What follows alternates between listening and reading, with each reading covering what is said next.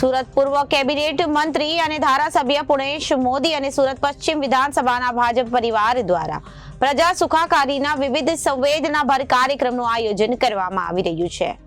સુરતના પૂર્વ કેબિનેટ મંત્રી અને ધારાસભ્ય પુણેશ મોદી અને સુરત પશ્ચિમ વિધાનસભા ભાજપ પરિવાર દ્વારા પ્રજા સુખાકારીના વિવિધ સંવેદનાભર કાર્યક્રમનું આયોજન કરવામાં આવી રહ્યું છે અને વડાપ્રધાન નરેન્દ્ર મોદીના જન્મદિવસ નિમિત્તે સેવા દિવસ તરીકે તે દિવસની ઉજવણી કરવામાં આવશે તથા અનેક સંસ્થાઓને ડિસ્કાઉન્ટ ઓફરનો લાભ લેવા માટે જાહેર અપીલ કરવામાં આવી હતી, જેના લીધે પત્રકાર પરિષદનું આયોજન કરવામાં આવ્યું હતું।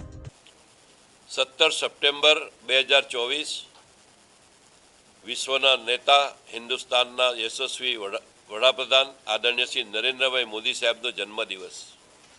આ સેવા દિવસની ઉજવણી 167 સુરત પશ્ચિમ વિધાનસભાના કાર્યકર્તાઓ બધા કરી રહ્યા છે, જેમાં મુખ્યત્વે 2500થી વધુ વેપારીઓ જાહેર જનતાને 2,74,000 જેટલા લોકોને ડિસ્કાઉન્ટનો લાભ અપાશે।